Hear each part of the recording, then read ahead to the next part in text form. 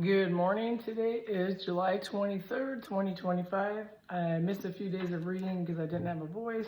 This is very strange. I haven't lost my voice in several years since I quit smoking about 14 years ago or whatever that was, 15 years ago.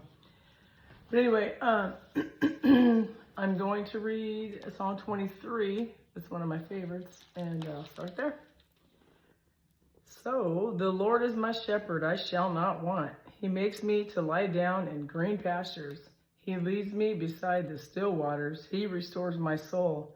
He leads me in the paths of righteousness for his name's sake. Yea, though I walk through the valley of the shadow of death, I will fear no evil. For you are with me, your rod and your staff, they comfort me. You prepare a table before me in the presence of my enemies. You anoint my head with oil, my cup runs over. Surely goodness and mercy shall follow me all the days of my life, and I will dwell in the house of the Lord forever. Years ago, I always thought of this as like the one that they read at your funeral, as you walk through the valley of the shadow of death, but that's actually for us in life, because every day we're walking through some kind of valley, right? And sometimes we feel like it's death and darkness, and but he promises he's there with us. His rod and staff, they do comfort us, they guide us, and he does prepare a table before us in front of our enemies. I've seen him do that for me so many times where I thought something was hopeless, but his grace just pours out, and he's just amazing. I mean, I have a lot of testimonies I could share, but I won't make it too long today. Anyway, I just think that's pretty cool. We just think about that as being now. Our cup can run over today, and the valleys that we're in today, he's there with us today, not just going through the tunnel of death, I guess I should say, right? So Proverbs 23. You sit down to eat with the ruler. When you sit down to eat with the ruler, consider carefully what is before you, and put a knife to your throat if you're a man of appetite. Do not desire his delicacies, for they are deceptive food. Do not overwork to be rich, because of your own understanding, cease. Will you set your eyes on what is not? For riches certainly make themselves wings, and they fly away like an eagle towards heaven. Do not eat the bread of a miser, nor desire his delicacies. For he thinks in his heart, so is he. Eat and drink, he says to you, but his heart is not with you.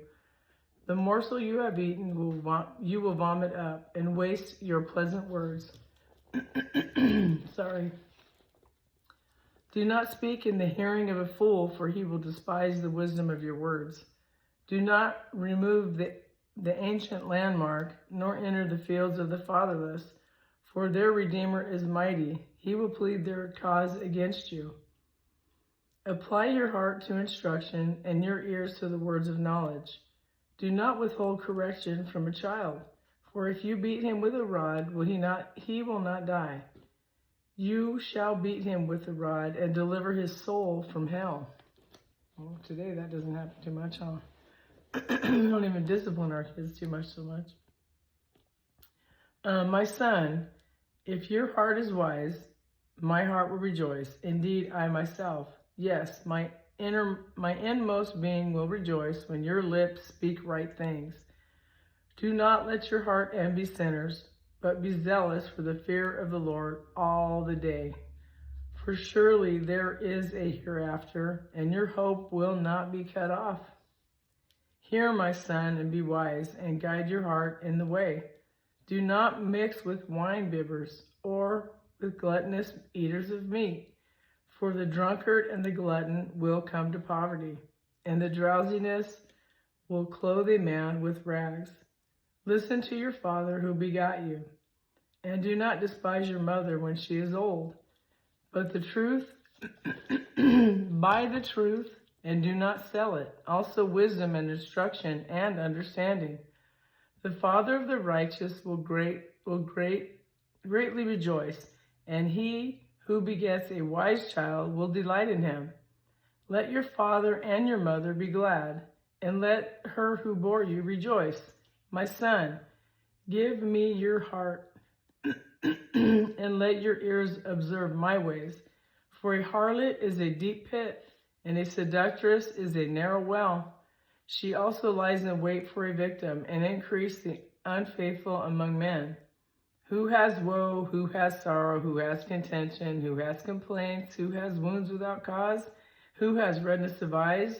Those who linger long at the wine, those who go in search of mixed drink. Do not look at the wine when it is red, when it sparkles in the cup, when it swirls around smoothly. At last it bites like a serpent and stings like a viper. Your eyes will see strange things, and your heart will utter perverse things. Yes, you will be like one who lies down in the midst of the sea, or like one who lies at the top of a mast, saying, They have struck me, but I was not hurt. They have beaten me, but I did not feel it. When shall I wake that I may seek another drink? Yeah, that scripture I read years ago, and that one just sticks in my head. It's like, that's a true sign of being an alcoholic, when you're just, wasted off your butt, and you have bruises all over you. You don't know how you got them, and you feel sick, and you're barfing, and then you're like, man, I just can't wait to have another drink. I knew a girl just like that, and that's one of the things that came out of her mouth. Today, I think I'll drink our hard alcohol. That was her first words when she woke up in the morning. It's like, But, you just got to pray for these people, and pray that God shows them the truth, and that not to be drunk with wine, but to be filled with the Spirit. But anyway, for anybody that needs prayer or fellowship, please, my email is anderson.naomi@icloud.com. And as soon as we get to that 50, we can start doing a live stream, and I can't wait for that day. And anyway, God bless you all, and you have a great day. Take care.